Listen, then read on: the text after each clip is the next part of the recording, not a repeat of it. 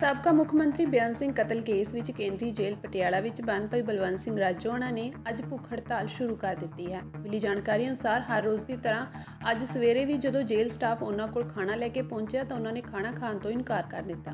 ਭਾਈ ਬਲਵੰਤ ਸਿੰਘ ਰਾਜੋਆਣਾ ਦੀ ਭੈਣ ਬੀਬੀ ਕਮਲਦੀਪ ਕੌਰ ਰਾਜੋਆਣਾ ਨੇ ਉਹਨਾਂ ਨਾਲ ਮੁਲਾਕਾਤ ਵੀ ਕੀਤੀ। ਬੀਬੀ ਕਮਲਦੀਪ ਕੌਰ ਨੇ ਦੱਸਿਆ ਕਿ ਉਹਨਾਂ ਦਾ ਭਰਾ ਇਨਸਾਫ ਲਈ ਭੁੱਖ ਹੜਤਾਲ ਤੇ ਹੈ। ਇਸ ਦੌਰਾਨ ਭਾਈ ਰਾਜੋਆਣਾ ਨੇ ਸ਼੍ਰੀ ਅਕਾਲ ਤਖਤ ਸਾਹਿਬ ਦੇ ਜਥੇਦਾਰ ਗਿਆਨੀ ਰਘਬੀਰ ਸਿੰਘ ਨੂੰ ਭੇਜੀ ਚਿੱਠੀ ਵਿੱਚ ਲਿਖਿਆ ਕਿ 2012 ਵਿੱਚ ਰਾਸ਼ਟਰਪਤੀ ਨੂੰ ਦਿੱਤੀ ਗਈ ਰਹਿਮ ਦੀ ਅਪੀਲ ਤੇ ਪਿਛਲੇ 11 ਸਾਲ 8 ਮਹੀਨਿਆਂ ਵਿੱਚ ਅਕਾਲੀ ਦਲ ਅਤੇ ਸ਼੍ਰੋਮਣੀ ਕਮੇਟੀ ਕੋਈ ਫੈਸਲਾ ਨਹੀਂ ਕਰਵਾ ਸਕੇ। ਹੁਣ ਆਗੂਆਂ ਵੱਲੋਂ ਕੀਤੇ ਕਿਸੇ ਵੀ ਵਾਅਦੇ ਨੂੰ ਮੰਨਣ ਦਾ ਕੋਈ ਆਧਾਰ ਨਜ਼ਰ ਨਹੀਂ ਆ ਰਿਹਾ।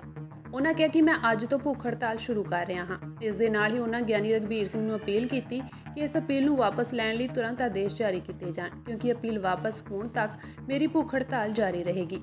ਇਸ ਦੀ ਸਾਰੀ ਜ਼ਿੰਮੇਵਾਰੀ ਤੁਹਾਡੀ ਹੋਵੇਗੀ।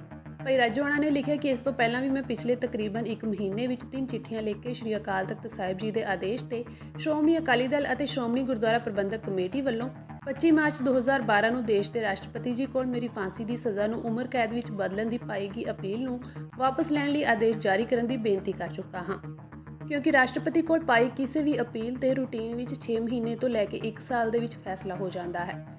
ਪਰ ਇਸ ਅਪੀਲ ਤੇ ਤਾਂ ਪਿਛਲੇ 11 ਸਾਲ 8 ਮਹੀਨੇ ਤੋਂ ਨਾ ਤਾਂ ਕੇਂਦਰ ਸਰਕਾਰ ਨੇ ਕੋਈ ਫੈਸਲਾ ਕੀਤਾ ਅਤੇ ਨਾ ਹੀ ਸ਼੍ਰੋਮਣੀ ਅਕਾਲੀ ਦਲ ਅਤੇ ਸ਼੍ਰੋਮਣੀ ਗੁਰਦੁਆਰਾ ਪ੍ਰਬੰਧਕ ਕਮੇਟੀ ਇਸ ਅਪੀਲ ਤੇ ਕੋਈ ਫੈਸਲਾ ਹੀ ਕਰਵਾ ਸਕੇ।